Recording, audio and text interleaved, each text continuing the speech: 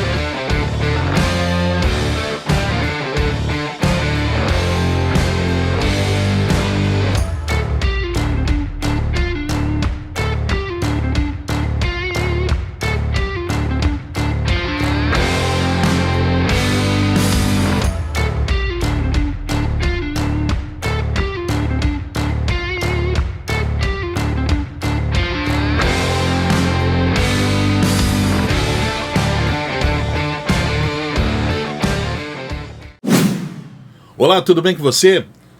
Seja muito bem-vindo, minha amiga, seja muito bem-vindo, meu amigo. Nós estamos começando mais uma edição do Podcast em Foco, que é o podcast da Fundação São Roque, uma instituição para crianças que hoje tem no seu cadastro 193 crianças, com turno e contraturno. E o podcast tem o intuito de mostrar o dia a dia, tanto dentro quanto fora da Fundação. Para você que ainda não é amigo da Fundação, para você que ainda não é voluntário na Fundação, que não colabora com a Fundação, conhecer um pouquinho mais da história da Fundação São Roque e como a Fundação São Roque é tão importante para essas 193 crianças e as suas famílias. Hoje nós vamos conversar com a professora Dani e a professora Gabriela. E também vamos falar muito da festa da família que aconteceu, que foi realmente uma surpresa para todos. A adesão dos pais foi praticamente quase 100%. As atrações estavam fantásticas, as crianças estavam fantásticas, teve inauguração. Bom, teve um monte de coisas legais que no decorrer deste episódio você vai estar presenciando. A gente começa com a professora Dani. Pois não. Tudo bem, professora Dani? Oi, bom dia, tudo bem. Professora Dani, para quem não conhece a professora Dani, fala aí, professora, sua turma. Eu sou professora da turma 1 e 2, sou 2 anos já com essa turminha, desde o ano passado. Agora estou fazendo já o 2º ano com a turminha. Professora, a festa da família foi muito legal, foi muito interessante, porque assim, a maioria das vezes que a gente fez a festa da família, os pais não contribuíram tanto. E dessa vez teve uma adesão muito grande, praticamente 100% que eu falei. E se empenharam realmente a estar lá no dia, entraram no clima da festa, a apresentação das crianças foi realmente fantástica. Teve pai chorando, que eu peguei e presenciei, teve professora chorando, criança chorando. Foi muito. Se toda a festa da família fosse assim. A apresentação foi bem legal, o público foi mais do que esperado até, né? A venda do pastel foi boa, ótima, meu Deus. Pescaria, teve pescaria que foi também quase 100%, a venda das meias, o pastel foi maravilhoso, então a apresentação foi linda. As professoras todas se dedicaram muito bem e muito. As crianças ficaram lindas na apresentação, todo mundo com medo. Esse vai sair correndo, aquele vai ficar sentado, aquele não vai querer, aquele vai chorar, aquele vai querer corda. Foi maravilhoso, então surpreendeu todo mundo. As crianças surpreenderam as prof. Olha, estão todos de parabéns. Professora Dani, eu vou fazer uma pergunta para ti, que o intuito do podcast é apresentar a Fundação São Roque para a sociedade. E para alguns pais que têm crianças lá na Fundação, mas não são muito presentes. Esse é o intuito, a gente sempre dá um puxãozinho de orelha no pai, na mamãe. Sim. Porque todo mundo tem seus afazeres, tem seu trabalho, mas a gente tem que arrumar um tempo para os nossos filhos. Isso é fundamental, é primordial. Daqui a pouco a gente vai falar com a professora Gabriela, que é psicóloga, e a gente vai ver isso aí também. Mas por que esta festa da família foi tão diferente das outras e por que teve tanta adesão e as outras não tiveram? O que deu pra ver bem, assim, as famílias foram bem participativas, bem mesmo, sabe? Acho que foi quase 100% das famílias, assim. Quem não foi só a família, o pai e a mãe, levou vó, levou tio, levou madrinha, levou irmão. Então foi um público bem grande esse ano. Então foi bem satisfatório. E presenciar, né? Ver a família ali sorridente, vendo, meu filhado tá dançando, meu sobrinho tá dançando. É satisfatório, né? Assim que continue assim, as famílias se envolvendo mais com as crianças na escola. Que é família e escola, os dois têm que ficar juntos, unidos, né? Senão a escola não anda e a criança também não desenvolve. Então, é família e escola juntos. Eu estava falando em off, professora Gabriela e professora Dani. No dia da festa lá, eu falei com muitos pais que no decorrer da semana e na outra semana, porque tem muito material, então vai rolar uns 2 episódios com depoimento de pais, depoimento das professoras, das crianças. Eu e o presidente Carlos, nós estávamos comentando e analisando num cantinho lá da fundação que a postura do pai mudou e mudou bastante também com a postura da gestão da fundação. A fundação ela mudou e mudou muito, principalmente a parte estrutural, que é a parte da segurança com as crianças e a segurança realmente das pessoas que trabalham lá dentro, os colaboradores. Como vocês vão ver em muitos depoimentos dos pais e de mães, que eu perguntei para eles o que é mais primordial na fundação para que eles coloquem os seus filhos ali, cadastrem seus filhos. E foi unanimidade, professora Gabriela e Dani, a parte da segurança. E realmente é uma segurança muito forte, até porque o Carlos trabalha nesse meio, então ele já se preocupava muito antes do que aconteceu aqui em Blumenau, infelizmente, aquela tragédia. E depois daquilo ele pegou e ampliou mais, e tem muito mais benfeitorias para se fazer lá dentro. E nós achamos que foi o ponto fundamental também foi isso, e também que a fundação hoje ela tem, a própria comunidade tem um carinho especial com ela que antigamente não tinha. Esses são os fatores que será que foi fundamental para os pais participarem mais desta vez? Também foi, e teve pai que nem conhecia a ONG, foi no caso na festa, foi lá e conheceu, que nem, jamais imaginava que seria tão maravilhoso lá, né, em todas as partes. Vamos supor, o pai levou o tio e a tia, nossa, de fora vê uma estrutura quando entra totalmente diferente, então... E daí já vai passando pro amigo, meu sobrinho estuda lá. E aí vai crescendo, isso vai crescendo e vai passando coisas boas para as outras pessoas, né? Meu sobrinho estuda lá, então, é bem indicado, a segurança é ótima, as professoras são muito bem qualificadas. Então, um vai passando pro outro, onde que vai só aumentando, né? E a segurança também é o que acho que é o primeiro lugar lá que os pais vê também, que eles se preocupam, né? Bom, você que está nos vendo agora, está observando que tem várias imagens aí da festa da família, tem a apresentação das crianças, tem o pessoal na fila, e que fila gigante, com o delicioso pastel da Votri, para pegar o seu refrigerante, para prestigiar a inauguração da sala de jogos, e a gente vai ter novidade a partir do próximo mês também dentro da fundação. Nós vamos falar agora com a professora Gabriela. Professora Gabriela, fala o seu sobrenome, que ele é meio complicado. Krut, Gabriela Krut. É polonês. Polonês? Sim. Professora Gabriela, quanto tempo a professora Gabriela está na Fundação São Roque? Então, eu iniciei na Fundação como arte-terapeuta esse ano, né? Mas, na verdade, eu fiz o meu estágio de formação de arte-terapia na Fundação há 2 anos atrás. Eu fiquei 1 ano. E aí, depois, agora, eu estou retornando, então, contratada como arte-terapeuta. Mas, então, a professora já tem uma história com a Fundação? Sim, já. Na verdade, eu estudei, quando a minha primeira creche que eu fiz, né, foi quando era ONG São Roque. Então, eu já estive lá, até mesmo como aluna. Depois retornei, tive o desejo de retornar como arte-terapeuta fazendo o meu estágio, né? E agora como profissional. E professora Gabriela, agora perguntar, porque eu fiz a pergunta para a professora e o olho da professora brilhou. Eu sou muito bom observador. Professora, qual a sua surpresa quando você retornou para a Fundação, na Fundação São Roque, que antigamente existia uma estrutura e agora você pegou essa estrutura de frente? Dá pra ver que tá sendo cuidado com muito carinho e amor, sabe?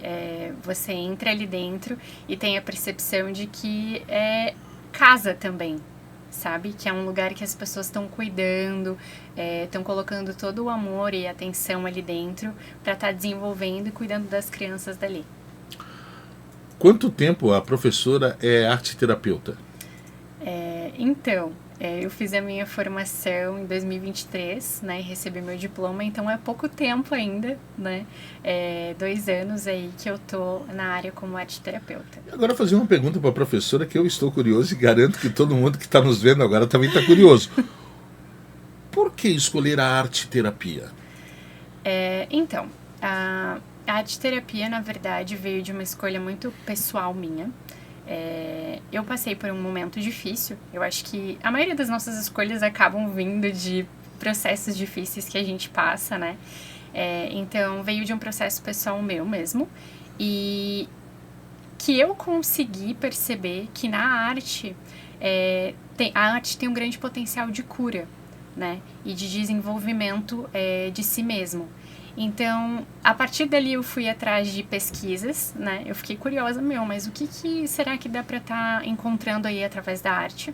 E eu descobri ali a arte-terapia, né? E descobri que existia, na verdade, um curso baseado para cuidar da saúde mental da gente, né? Através da arte. Então, a arte-terapia abre muito esse caminho, né, pra gente trabalhar com as ferramentas artísticas e tá se cuidando, tá cuidando na questão de desenvolvimento, né, no autocuidado, no bem-estar. Porque se a nossa mente ela tá sã, o corpo também tá sã. Isso tem que ser uma fusão, a mente com o corpo, porque não adianta você estar com a mente legal e o corpo não tá bem, o corpo tá bem e a mente não tá legal. Geralmente tem que ser os dois. Mas antes da arte-terapia, o que a professora fazia? Qual era a sua formação, a sua profissão? Então, eu também sou professora de inglês, né? E eu já trabalho há, acho que 8 anos nessa área. E como professora de inglês, eu fui cada vez mais me aprofundando no ramo infantil também. Então, hoje eu ainda faço isso, né? Parte do tempo. Eu dou aulas de inglês para crianças e adolescentes, né? Online, de maneira particular, e eu acho que essa minha afinidade com o infantil, com as crianças, que me fez também buscar arte-terapia justamente na fundação, né, para trabalhar com crianças. E a professora Gabriela é mãe? Não, ainda não. Ainda não. Mas tem um projeto. Quem sabe, né? Professora Gabriela, eu estou vendo aqui, pegar uma colinha, que a professora formada em inglês acabou de falar, e também em psicologia positiva. Primeiro explica o que é psicologia positiva e o que a psicologia positiva influencia na arte-terapia. Bem, a psicologia positiva é uma área da psicologia, né, que busca tá vendo as coisas com certa positividade. Então, quando você estuda a psicologia positiva, você também aprende um pouco mais sobre ferramentas que podem estar te ajudando nisso, assim como mindfulness, né, e é a partir do criar um hábito de ver as coisas de maneira positiva, de agradecer pelas coisas, que a gente vai transformando o nosso dia a dia e a nossa vida, né? Então ela tem isso como um ponto. E ela também, eu uso ela mais voltada para o lado da educação, como professora, né? E também como arte terapeuta, eu estou usando agora, que é da seguinte maneira. Na psicologia positiva, a gente elogia, a gente acolhe, a gente tenta trazer amor para as situações. Então, a partir do momento que eu estou ensinando, né, uma criança, ou até mesmo estou atendendo na sessão da arte terapia, a gente tem como ferramenta tá sempre mostrando o lado positivo das coisas. Um exemplo, às vezes quando eu estou atendendo uma criança, eles falam assim, o meu desenho ficou feio, né? Eles estão fazendo um projeto e eles já têm essa percepção de vergonha. O meu desenho não ficou legal, eu não sei desenhar muito bem, né? Então, eu sempre tento mostrar o outro lado, né? Assim, ou eu falo, eu também não sei desenhar muito bem para eles, mas eu tô aqui desenhando, tô tentando, né? Ou a gente tenta mostrar de outra maneira. Eu acho o seu desenho lindo, né? A gente acolhe aquilo. Eu acho o seu desenho lindo, que maravilhoso, me conta mais sobre ele. Então, a ideia da psicologia positiva está muito alinhada com o acolhimento. E professora Gabriela, o que é exatamente a arte-terapia? Tenta explicar para os papais e para as mamães que estão em casa nos vendo e os nossos ouvintes o que é arte-terapia no dia a dia lá na Fundação com a criança. Então, o meu trabalho como arte-terapeuta, né, eu faço atendimento das crianças ali da fundação que foram me passadas, né, e durante o atendimento a gente fica mais ou menos ali 1 hora, 1 hora e meia, né, na nossa sessão, e eu sento com a criança e a gente vai trocando, elas vão me contando histórias, né, a gente vai trocando uma conversa ali, seja através de fantoche, às vezes eles me contam uma história através do fantoche, às vezes utilizamos então a massinha, a cola colorida, ou a tinta guache, ou o próprio lápis de cor, né? Vai depender muito da proposta para o dia e vai depender muito do que a criança está disposta naquele dia, né? Eu sempre sento com eles e pergunto o que eles gostariam de fazer e dou algumas opções. Então, a gente escolhe juntos, né? E a gente vai trabalhando a partir do desenho deles ou da proposta que foi feita para aquele dia, né? A gente vai trabalhando, então... Sabe quando as coisas vão se alinhando? As coisas vão tomando um caminho, sabe? Então, eles vão me contando uma história, seja sobre um coleguinha que eles brigaram, seja sobre alguma coisa de casa, né? Ou como eles estão se sentindo. Então, eles vão me direcionando e me contando uma história sobre aquilo, seja no desenho, seja numa leitura, ou até mesmo na massinha ou no fantoche. A professora Gabriela citou, puxar um pouquinho lá atrás da sua fala, as crianças que são encaminhadas para mim. Essas crianças são aquelas que são um pouquinho mais agitadas do que as outras, aquela que está em 380 volts, já chega agitada dentro da sala de aula, então a gente tem que ter um pouquinho mais de atenção com elas, seria isso?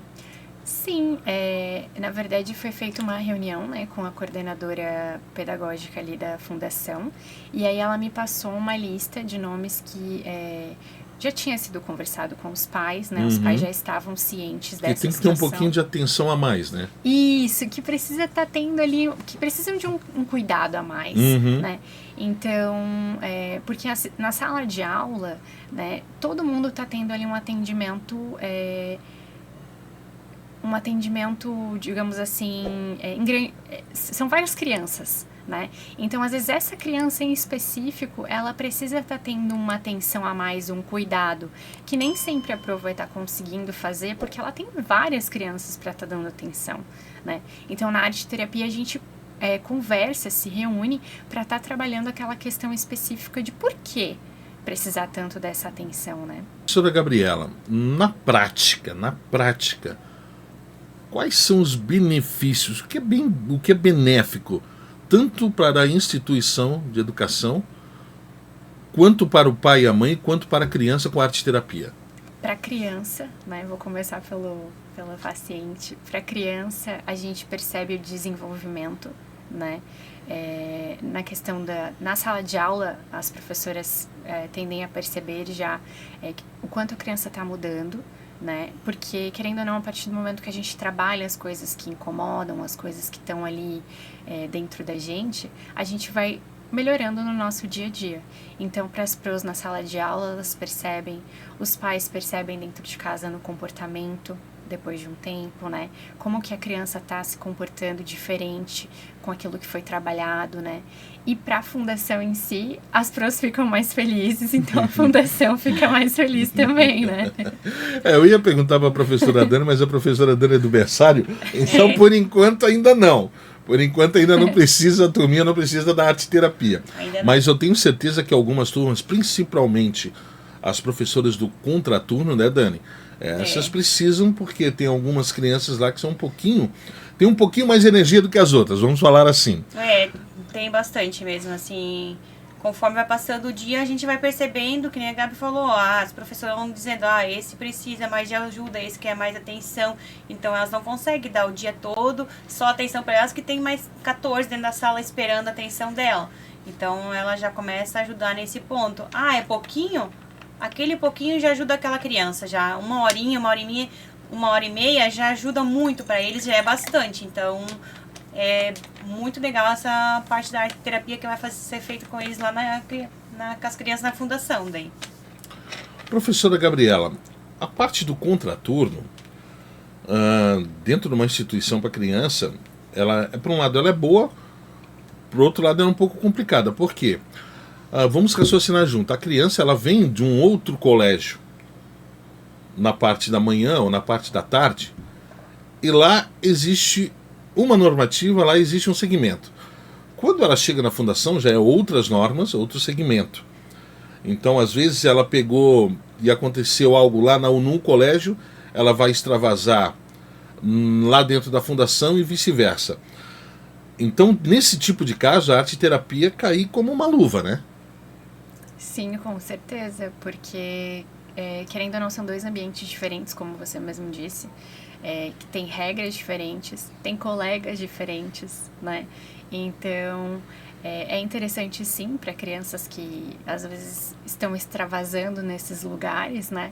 Ter um momento de atenção ali na arte terapia, porque a gente consegue estar exteriorizando aquilo de uma maneira mais segura, de uma maneira mais saudável, né? E não descontando, às vezes até brigando com o coleguinha, que às vezes é o que pode acontecer, né? Ou até na pro, às vezes descontando. Então na arte terapia a gente tem um lugar seguro, um lugar que acolhe, um lugar saudável pra gente estar exteriorizando essas coisas. E a gente fala muito que a vida do adulto é muito estressante, mas da criança também é. Então, o adulto tem algumas fugas, a criança às vezes não tem fuga. Ou ela briga com o amiguinho, ou ela vai brigar com a professora. Mas a verdade é essa.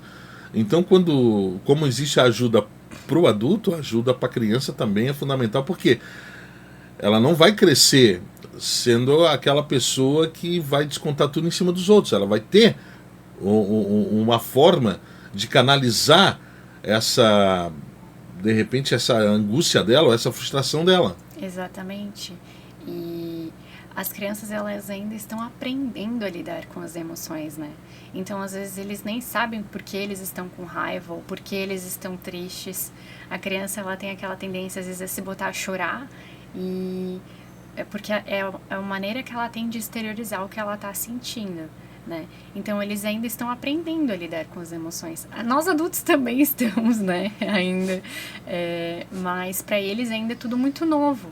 Então, tem essa questão também, que a gente ajuda a entender melhor as emoções na arte-terapia, né? Inclusive, eu tenho alguns livrinhos que são justamente sobre isso, que é como eu me sinto quando eu estou triste, feliz, com raiva, com medo, para eles entenderem melhor em que situação que às vezes a gente se sente e por que a gente se sente de tal maneira, às vezes, né? Porque eles estão aprendendo a identificar as emoções ainda. Então, isso é muito bacana também na arte-terapia. Professora Gabriela, quem tem mais dificuldade para se abrir? É o menino ou a menina?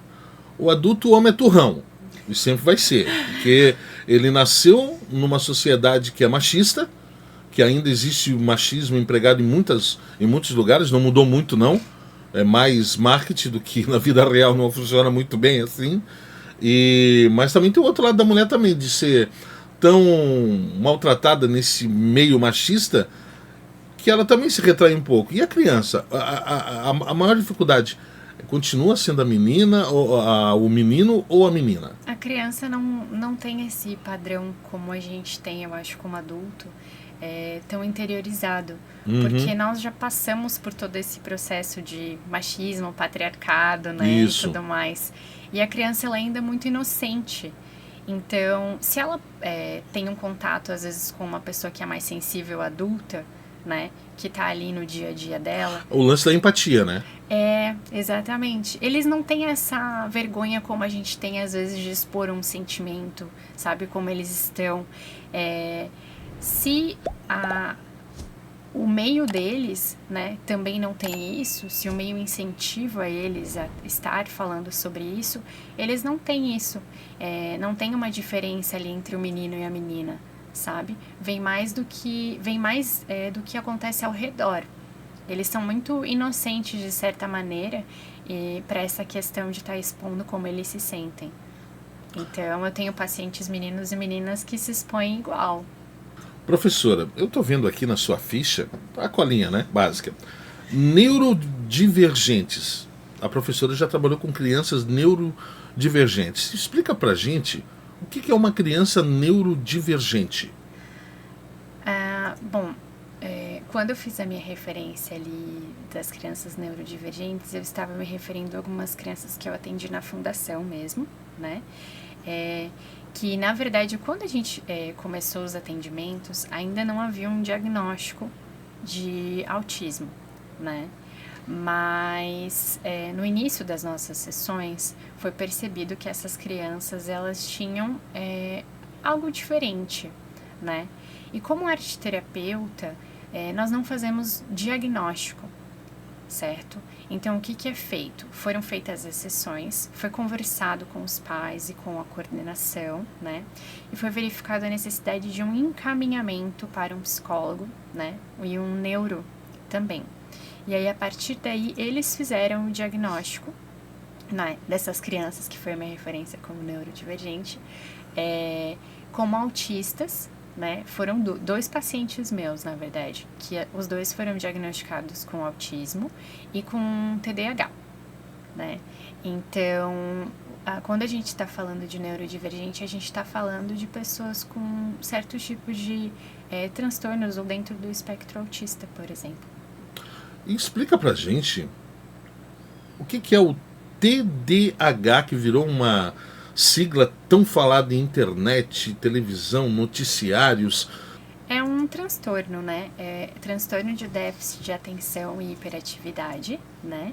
E o TDAH, ele, de certa maneira, ele virou um pouco moda. É isso que aconteceu. Porque a pessoa, às vezes, esquece uma coisa ou não prestou atenção numa coisa e acha que tem TDAH, né? Mas o TDAH, na verdade, é um transtorno que, se não tratado, pode trazer, às vezes, muita dificuldade no dia a dia das pessoas que têm esse transtorno, né? E esse transtorno, é importante dizer que ele só pode ser diagnosticado por um psiquiatra ou um neuro que esteja alinhado nessa especialização, né? Então, é importante fazer esse tipo de acompanhamento caso você acredite que tenha isso, né? Mas, na verdade, o transtorno de hiperatividade, ele envolve muito mais do que esquecer as coisas. A pessoa tem dificuldade de concentração, né? Às vezes começa uma atividade e não consegue terminar e gera uma procrastinação, né? E dependendo do nível, se não tratado, ele pode trazer muita dificuldade para o dia a dia, né? Porque a pessoa, imagina, você está fazendo uma tarefa e aí você começa a fazer outra no meio e aí você não consegue finalizar a primeira tarefa, né? Porque você começou a fazer a segunda e quando você vê, você já está numa terceira tarefa, né? Ou você tem dificuldade para se concentrar no seu trabalho, né? Tem uma tendência, às vezes, de ter um momento de hiperfoco e ficar horas fazendo uma coisa, né? Mas em alguns momentos não conseguir fazer absolutamente nada, porque você gastou toda a energia naquele seu hiperfoco, né? Então, e tem outras coisas, tá? Que se a gente ficar aqui, a gente fica horas falando sobre, mas trouxe só algumas, assim. E, de novo, é importante ressaltar que se a pessoa acredita que tenha, não é legal essa moda que as pessoas criaram de achar que tem TDAH por qualquer característica que se encaixe. Porque todo mundo tem uma característica um pouco parecida, às vezes, com um transtorno. Mas você só pode ser diagnosticado dentro de um transtorno a partir do momento que um especialista realmente na área, né, conversou com você e viu se você tá ali na listinha, né? E às vezes é importante também falar que pode demorar anos para um diagnóstico sair, tá? Tem diagnósticos que levam muito tempo.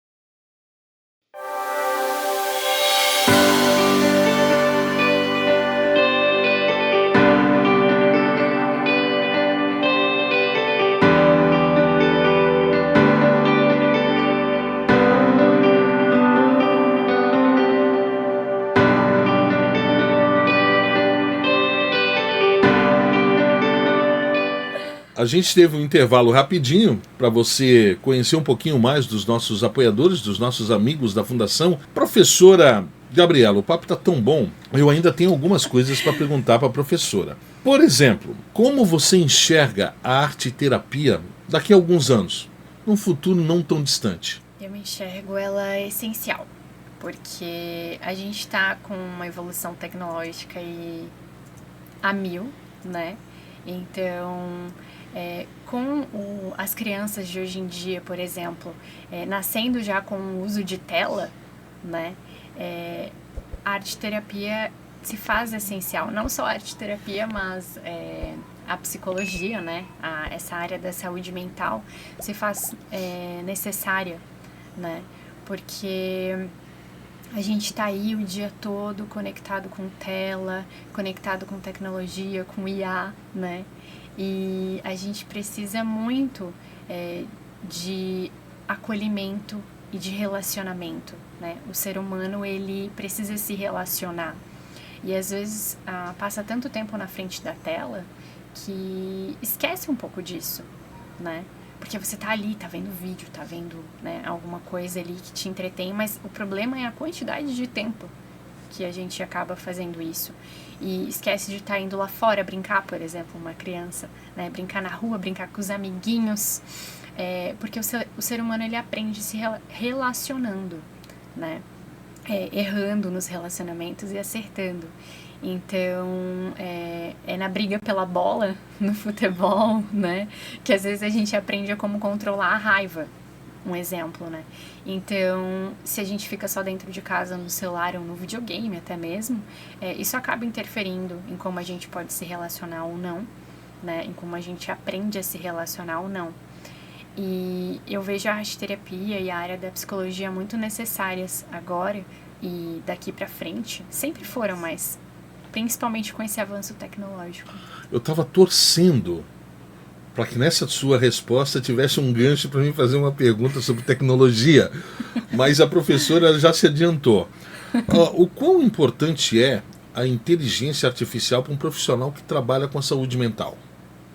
Ajuda, contribui? Eu acho que é uma pergunta polêmica, mas, mas assim, eu acho que tem pontos positivos, mas tem pontos negativos também, né?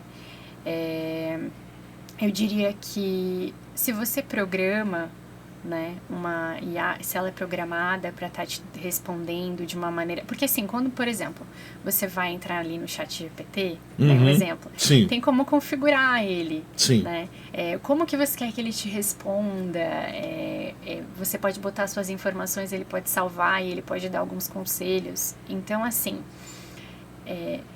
muita gente utiliza até para pedir conselhos, para pedir ajuda, o ChatGPT, por exemplo. Opa! Né? Utiliza a IA, né? Acaba utilizando Já que o Zodíaco não está funcionando, vamos pro GPT. Acaba utilizando ali para pedir dicas. E assim, tem ponto positivo de assim, você tá sanando aquela sua ansiedade no momento, sanando a sua angústia no momento, né? Só que não substitui um profissional da saúde. Porque, como até eu falei da questão do relacionamento que a gente volta ali antes, né? Não tem uma pessoa para te acolher, uma pessoa para te ouvir, te acalmar, transmitir que ela te entende. Porque, querendo ou não, as pessoas compartilham de sentimentos e emoções. É humano, né? Por isso que já diz a palavra humano, né? Então, não substitui um outro ser humano te dando atenção e te aconselhando. Né? Pode ajudar naquele momento, pode ser uma ferramenta, né, para te auxiliar, mas não substitui um profissional. Eu trabalho no meio da comunicação, a minha voz é o meu instrumento de trabalho. Então eu gravo e gravo muito, principalmente institucionais. E eu perdi um cliente muito bom porque ele começou a usar IA. Aí eu disse assim para ele, mas será que a IA vai interpretar o texto com aquela emoção que o ser humano interpreta? Será que no Dia das Mães ou no Dia dos Pais, que vem aquela mensagem que é para emocionar realmente, vai ser algo robótico? E como é que ele vai fazer? Ele tem sentimento? Como é que vai embutir o sentimento dentro de uma máquina? Pois é. Mas assim, como você falou, é a forma que você usa, o que é benéfico para a pessoa naquele momento. Eu não sou contra, mas eu tenho algumas ressalvas. E como você tem as suas dentro da tua profissão, todos têm. E a maior preocupação é que a IA vai deixar muita gente desempregada. É o futuro, infelizmente. Mas também a gente tem que se reciclar, a gente tem que começar a ver com outros olhos. A tecnologia ela é boa, em todos os sentidos. Depende de quem está por trás dela que está usando, para ver de que forma vai usar. Professora, eu quero te fazer uma pergunta que eu não sou pai, mas eu sou tio. Então eu acompanho o crescimento das minhas sobrinhas.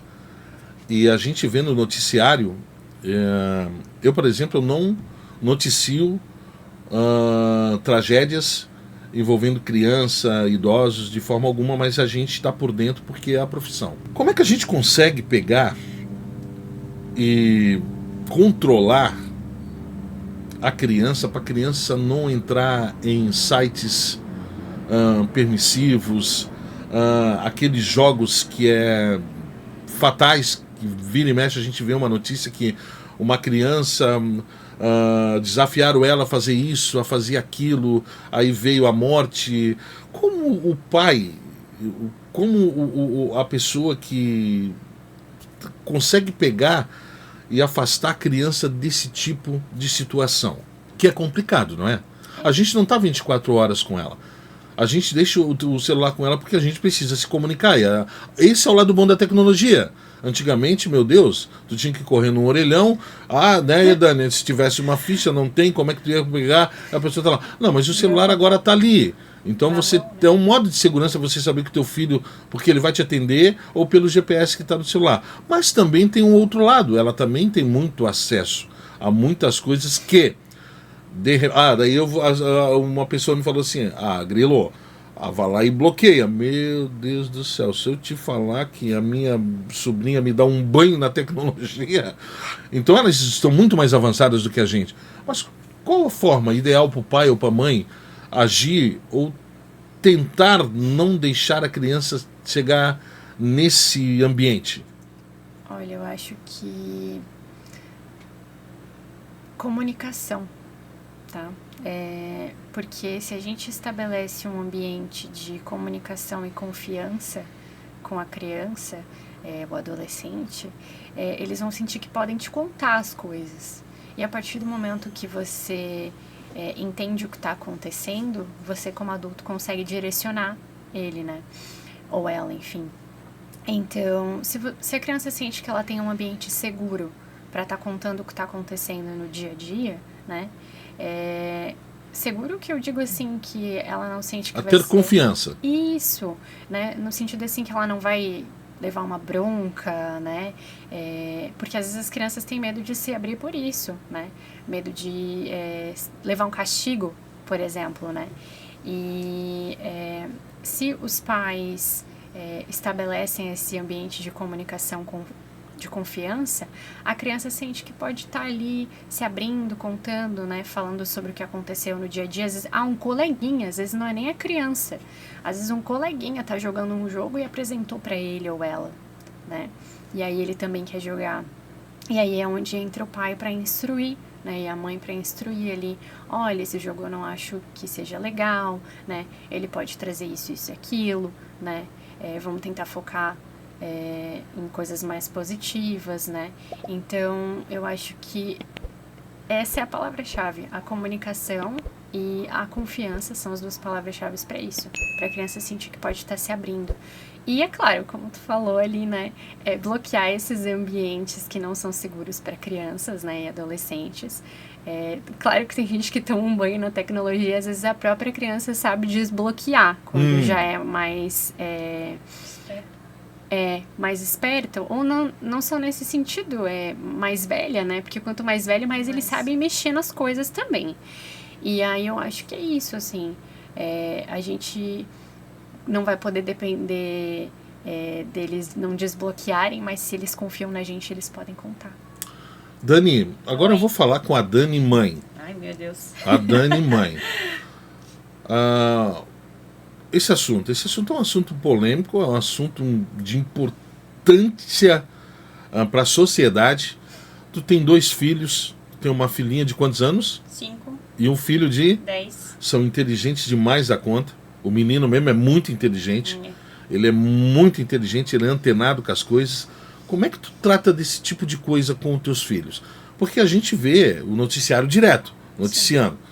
E a gente se preocupa, é óbvio que a gente se preocupa. Assim, até eu falo pras prof que eu sou daquelas mães bem, que a gente mora numa rua sem saída também, é mais, assim, interior, né? Assim, mais retirado, assim. Mais calmo. Mais calmo, O que acontece? Eu sempre falo pra ela, gente, final de semana eles não ficam dentro de casa, eles pegam a bicicleta e vão sair. Nós temos um parquinho lá que é Barro Vermelho, eles vêm encardido pra casa, então eu deixo eles livres, eu fico olhando da sacada, eles vão assim, eles acordam umas 8 e pouco, 10 horas no domingo, mas eles pegam a bicicleta, tomam um café e falam assim, vamos brincar com fulano e tal. Não, pode ir, eu falo, porque tem gente que não tem isso, quem mora em apartamento é difícil, ou mais no centro também já é mais complicado, sabe? A nossa raiz, nós quando era pequena, nossa raiz era o que? Brincar na rua, não tinha computador, não tinha celular, não tinha videogame. Mario, o primo mais velho que tinha um Nintendo. Então era só aquele momento e deu, não é igual hoje em dia. Tu chega em casa, tem muita gente que chega em casa, que acontece? Pega da escola, pega da creche, a rotina. Eles têm que fazer, o pai e a mãe tem que fazer trabalho, tem que trabalhar em casa. E a criança é mais fácil tu dar um celular, dar um videogame pra jogar. E lá na minha casa, pelo menos a gente tem uma regrinha, então... brincar no videogame, sexta-feira, quer brincar na rua, final de semana. Dia de semana quer brincar na rua, quando chega cedo, pode ir, beleza? Mas agora o celular e o videogame tem regras ali que não dá todo dia. Então, é basicamente mais brincar na rua do que dentro de casa, eles são. Pelo menos os meus, né, lá na minha rua. Mas tu usa essa prática, por exemplo, o Luciano e a Cléia usam. O Luciano bloqueia sites nocivos no aparelho. Tem certo horário que você pode ver isso, tem certo horário que você não pode ver isso. E contigo acontece a mesma coisa? Que nem a pequena tem o YouTube Kids, né? Dela fala, mãe, agora eu queria ver isso aqui, posso ver? Aí eu vejo, o que tá vendo? Tá vendo o desenho? Não, pode ser então. O que eles mais fazem? O Joaquim, mãe, o amigo falou que esse jogo é legal. Não. Meu celular não. Então o Joaquim não tem celular. Se ele quer, o pai dele não dá o dele. Então se ele quer, ele tem que usar o meu. Então vai se eu dou ou não. Sim. Então a política lá em casa assim, por que teu amigo falou que é legal? Por que tu tem que copiar teu amigo? Tu não tem teu computador? Bota o filme no computador e passa pra TV? Ah, não, tá bom, então. E o jogo, mãe? Não, o jogo não é legal. Eu explico. Esse jogo Sim. não é legal, esse jogo é, né, mais de adulto. Então, não é, mas o meu amigo falou que é muito legal. Teu amigo é teu amigo. Você é você e eu que mando em você. Então, não tenho que copiar o amigo. Ah, não, tá bom, então. Ele fica com aquela cara, né, mas tudo bem. Passa os minutos, pronto, tá tudo certo. Tá resolvido. Ele não fica insistindo o que quer. Quer, não quer, então pega, vai brincar de bicicleta, vai se distrair, vai comer, daí passa 10 minutos, tá tudo certo. Lá em casa, mais o computador. O computador joga pra tela, vai pra TV. Quer filme? Bota na TV. Não é na tela ali, grudado na tela, vendo filme, vamos supor, das 7 da noite até 10 horas da noite no celular. Lá em casa não tem isso, essa regrinha. Professora Gabriela, falando no lado da psicologia, tem que ter regras dentro de casa. Tem que ter normas. E tem que ter limites com a criança, correto? Sim, com certeza. É importante estabelecer limites e é importante também criar uma rotina, né? É muito importante para a criança ter uma rotina.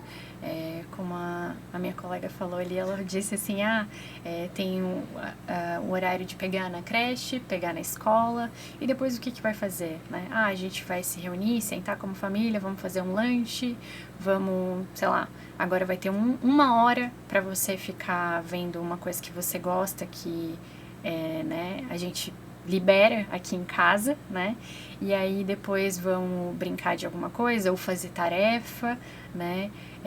E aí escovar dente, tomar banho e dormir, por exemplo. A gente tem que ter a rotina, né? Tem que ter ali os limites para a criança impostos, porque é assim para todo mundo, né?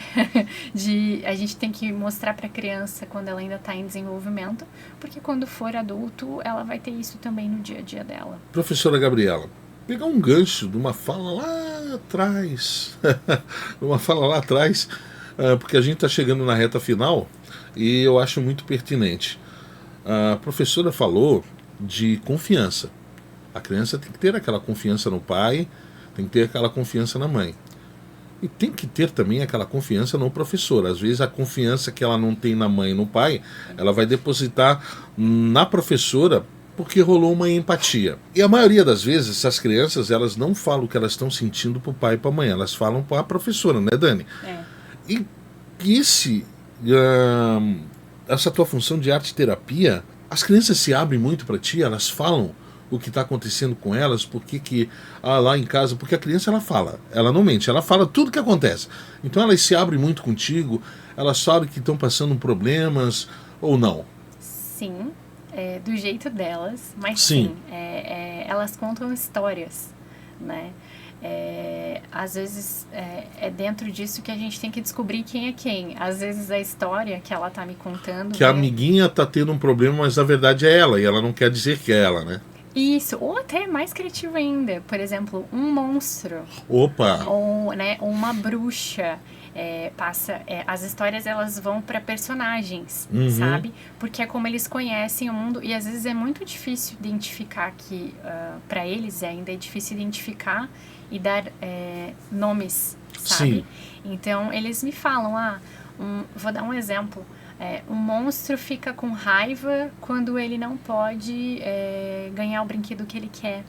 Opa! Né? Ou são frases que eu já escutei, inclusive, em sessões, né? Ou em tal lugar, lá no Japão, tem uma bruxa muito má que toca um sino bem alto. E esse sino dói a minha cabeça. Então, às vezes, eles soltam frases que não tem... Parece que não tem nada a ver, mas elas querem dizer algo, sabe? Por exemplo, na primeira, representa uma chateação com relação ao brinquedo. Sim. Né? Que pode ser que aconteceu naquele momento ou em outro, enfim. Aí a gente vai investigando. E ele ficou muito bravo, daí veio o monstro dentro dele. Isso! É uma maneira que eles têm criativa, sim, né? De falar do que eles estão sentindo. Né? A bruxa também. A bruxa é identificada como algo mal, ruim, né? Então, se o sino dói o ouvido, né, é algo ruim. É uma maneira de falar sobre isso. Então, eles me contam, sim, não necessariamente dando nomes às coisas, às vezes trazendo personagens para contar para mim. Mas trazem muita referência, né? Trazem muita referência, porque as histórias, na verdade, são referências, Uhum. né? Existem diversos vídeos, artigos que, inclusive, de psicólogos, analisando contos de fadas, né? E mostrando o que cada personagem pode estar representando. Que é o outro lado, né? É, o outro lado. Dani, e contigo também acontece muito disso, da dupla dinâmica sentar contigo, contar a história e dizer que isso, com aquilo, aquele outro? Acontece, né? Sempre que nem eu falo que eu sou daquela psicóloga que eu vou sair da creche, vou perguntando até em casa o que comeu, o que não comeu, como foi na escola, não foi. E sempre tem eles não falam amigos, tem a prof falou, a prof Gabi falou, eles vão contando, a princesa Isabel tava lá e ela falou isso, sabe? Falou que não é legal, mãe. A princesa falou, o Joaquim já é mais mocinho, então já começa a falar mais, identificar mais nome, falando meu amigo, não fala nome, mas fala assim, meu amigo falou isso, meu amigo disse que isso aqui é legal, sabe? E a Joana já não, a Joana vai dando o nome, as princesas, daí ela fala Shurek, ela vai falar Fiona, daí ela faz Stitch, o Stitch, não sei, daí tu já sabe que alguma coisa aconteceu. Mano, aconteceu alguma coisa com o Stitch na sala? É, porque ele empurrou o amigo, sabe? Tipo, sempre tem um imaginário. Então, eles falam assim, o Joaquim já é mais mocinho, então ele já ou fala na cara o nome da criança, o amigo, ou ele fala só amigo, meu amigo. Mas a Joaninha não, a Joaninha já vai dando o personagem delas. Bem, é legal entender o que eles estão falando, assim, porque daí tu vai se envolvendo, tu não quer falar também, tu pergunta, é fulano e tal, né? Fala o nome do amigo. Não, mãe, ela fala, é o Stitch, é a Lilo. Sim. Ela não quer falar o nome do amigo, mas ela fala o que aconteceu. Então, tu entra na onda do personagem dela. É bem legal, assim, sabe? Tem que ter uma comunicação filho e mãe e tu pergunta, questiona. Eu sou daquela que pergunta, o que aconteceu na escola, Joaquim? Aconteceu isso, tá, e o amigo? Não, tudo certo. O que aconteceu na creche, Joaquim? Mãe, de novo? Não, de novo, quero saber o que aconteceu na creche, comeu, não comeu? Então, um amigo, tal, né? Daí ele já fala, agora ela não, daí ela já é mais personagem. Mas é bem legal, assim, o desenvolvimento que a Gabi falou, que é importante, assim, a comunicação, sabe? Do pai, da mãe, a comunicação tudo, é importante, né? Em todos os cantos do mundo, em todas as áreas. Se a gente não se comunica, como já dizia o velho Chacri, a gente se trumbica. E no decorrer do caminho a gente vai sair da linha. Professora Gabriela, para a gente encerrar esse episódio, eu queria que durasse mais umas 2 horas, tem tanta pergunta, mas a gente vai marcar um retorno, porque eu acho muito importante isso. E principalmente para os pais saberem que os filhos estão muito bem cuidados, tanto na parte da professora, quanto uma profissional tão excelente quanto é a senhora. Professora Gabriela, quão é importante o lúdico nessa faixa etária das crianças lá dentro da Fundação, junto com a Arte Terapia? Nossa, é imensurável, é muito importante o lúdico, porque a criatividade ajuda muito eles a se expressarem, né? Porque, como a própria Dani disse, da filha dela, né? Ela ainda não consegue dar nomes aos bois, aquela expressão, né? Então, o que acontece?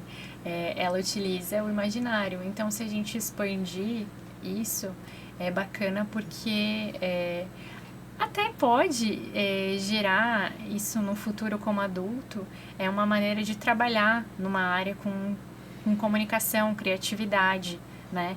Ser um adulto que trabalha dentro da área da arte, ou um adulto que trabalha dentro da área da comunicação, porque da escrita, enfim, porque aprendeu a desenvolver bem isso quando criança, né? Então isso é muito importante. O lúdico, brincar, ajuda, eu acho, que a gente a aprender mais fácil, né? A se sentir mais confiável. Eu li uma frase num livro que diz assim: quando a gente brinca, a gente fica amigo. E essa frase me pegou assim, de um jeito, porque ela... Agora eu não me recordo o nome do livro, mas essa fase me pegou de um jeito porque ela diz tudo, sabe? A partir do momento que você tá brincando com uma criança, ela vai se abrindo com você e vai te contando as coisas, sabe? Ela se sente mais confiável. E você pode ver isso nos adultos também, né? Quando as pessoas estão brincando, elas têm uma tendência mais relaxada. E aí a gente vai saindo o que precisa ser dito, né? O que precisa ser comunicado, exteriorizado. Gente, a gente chegou no final de mais um episódio em Foco, que é o podcast da Fundação São Roque. A gente está com a professora Dani, com a professora Gabriela, arte terapeuta, retornando à Fundação São Roque. Seja muito bem-vinda e que essa segunda estadia demore muito tempo para terminar. Que a gente tem um começo, meio e fim. A nossa vida é movida de ciclos, mas a gente, quando o ciclo é bom, a gente torce para que demore um pouquinho para terminar, ou muito, tá certo? Dani, seu recadinho final para os papais, para a mamãe, principalmente aqueles que compareceram na festa da família. E, aliás, eu tenho imagens ótimas de você. Obrigada. A gente agradece bastante, né, a colaboração de todos, que todos continuem participando das festas da família. Logo em julho a gente vai ter outra. Agosto, né? Agosto, verdade. A gente vai ter a festa da família novamente. Ali, então, participem.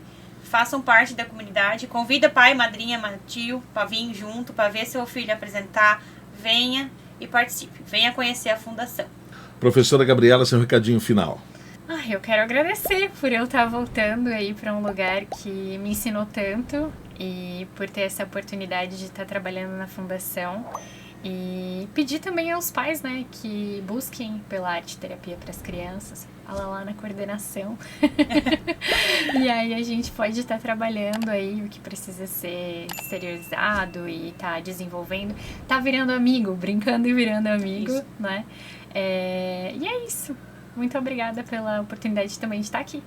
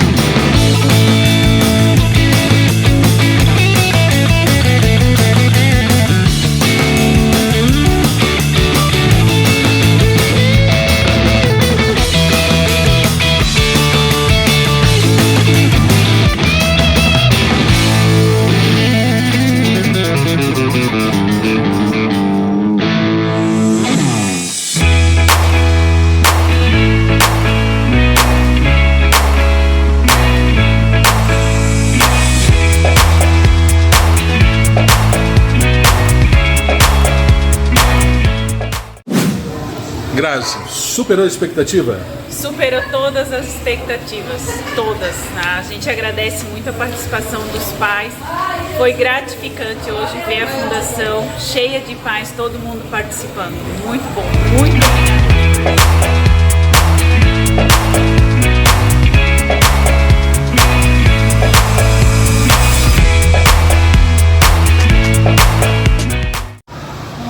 Marcela, que maravilha, né? Todos os pais compareceram, a grande maioria. Aí a Grazi me informou que acabou o pastel. Acabou tudo. Missão dada, missão cumprida? Missão dada, missão cumprida, né? Graças a Deus, acho que foi um evento bem legal, né? A gente fica muito feliz com a participação de todas as famílias, dos pais, assim, a colaboração deles na compra do pastel. A gente tá, assim, primeira festa que a gente faz, que a gente vendeu tudo, tinha pai na fila ainda, não conseguiu pegar, mas a gente conseguiu fazer um evento bem bacana. Superou a expectativa? Superou muito. Se a gente soubesse, eu teria pedido mais pastel. Mas isso serve de conhecimento para a próxima vez, a gente pedir mais, fazer uma festa maior. que você mais gostou da festa? A comida. A comida estava boa? Comeu bastante pastel? É? E você, o que você mais gostou da festa? A pintura. E vocês gostaram do que mais da festa? Da pintura. Da pintura? Você também gostou da pintura? Eu gostei de tudo. De tudo? O bom é começar nesse ritmo, nessa alegria. O que a professora mais gostou da festa? A apresentação e o pastel, claro. Professora, da sua turma, compareceu bastante papai, mamãe? Praticamente todos. É? E você, o que mais gostou da festa? A apresentação. Tem filho na fundação? Sim. Qual o nome da filha ou do filho? A Vitória. A Vitória? De 2 e 3 anos. É? E a apresentação foi show. Foi. E o papai e a mamãe que não compareceu? Perdeu. Perdeu? Perdeu. Foi muito lindo. Sandra, fala pro podcast da Fundação o que você mais gostou na festa da família. Eu acho que foi a apresentação da minha filha e de todas as crianças, com certeza. Tava tudo muito bonito. Maravilhoso, com Experimentou o certeza. pastel? Experimentei, tava muito gostoso, foi tudo muito emocionante também.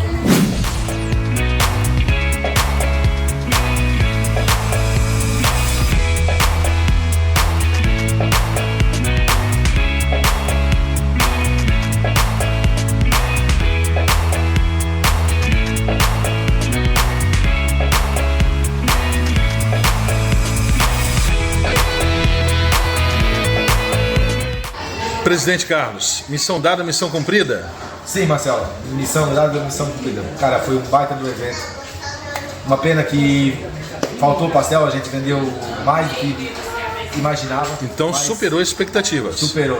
Vendeu bem mais pastel do que a gente estava esperando. Eu sei que foi árduo, a semana toda as professoras, os voluntários, entrevistei voluntário também que veio para a festa e como a gente sempre fala, né? Mas o bom é que o povo veio. Sim, o povo veio mais do que a gente pensava. As apresentações também foram umas apresentações, cara, perfeitas. As crianças, o berçário mesmo foi uma apresentação perfeita. As crianças aprenderam, fizeram bem certinho. Não tem muito o que falar, viu? É as apresentações, que é a parte mais legal, as crianças se expressando, mostrando ali o afeto das famílias. É isso aí. Carlos, valeu a pena? Valeu a pena.